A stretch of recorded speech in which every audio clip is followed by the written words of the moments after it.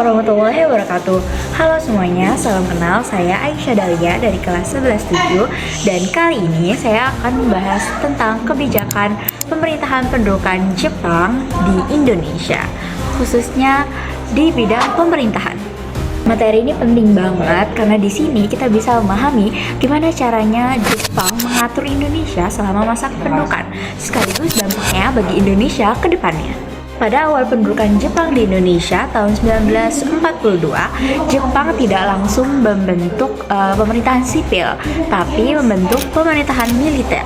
Hal ini sesuai dengan Undang-Undang Osamu Seirei Nomor 1 Pasal 1 yang dikeluarkan oleh Panglima Tentara Jepang pada 7 Maret 1942.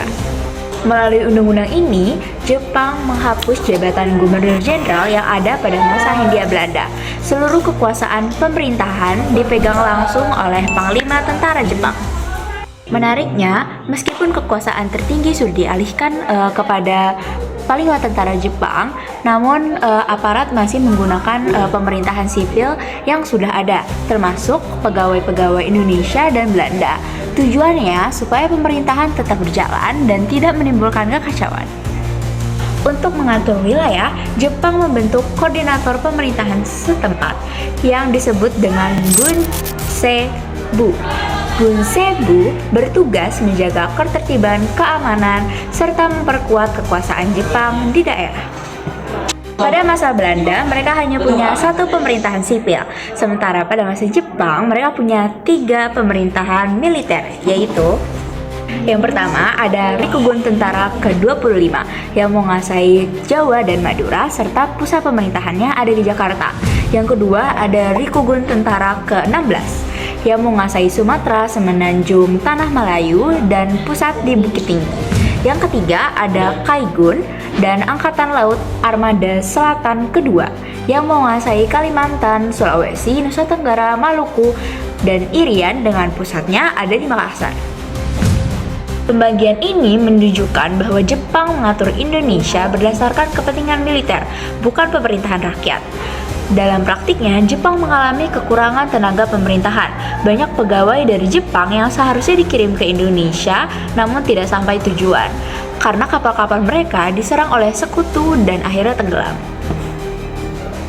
Akibatnya, Jepang terpaksa mengangkat pegawai-pegawai dari Indonesia untuk mengisi jabatan pemerintahan. Hal ini secara tidak langsung menguntungkan bangsa Indonesia karena rakyat Indonesia mulai mendapat pengalaman langsung dalam mengelola pemerintahan.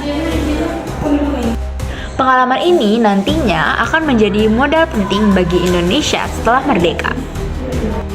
Dampak kebijakan pemerintahan Jepang.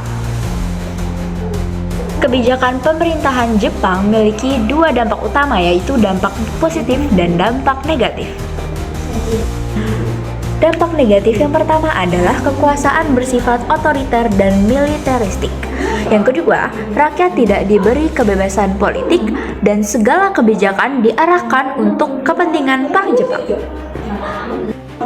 Selanjutnya ada dampak positif. Yang pertama adalah orang Indonesia mulai menduduki jabatan pemerintahan, yang dimana hal tersebut bisa membuat orang-orang Indonesia ini belajar bagaimana caranya tata pengelolaan negara Indonesia sendiri. Yang kedua adalah munculnya kader-kader birokrat Indonesia, dan yang ketiga adalah menumbuhkan kesadaran nasional dan kesiapan untuk merdeka.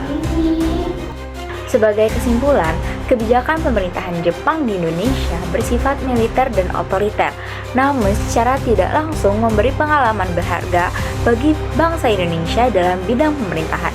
Dari sinilah kita bisa melihat bahwa masa pendudukan Jepang bukan hanya masa penderitaan, tapi juga menjadi tahap penting menuju kemerdekaan Indonesia.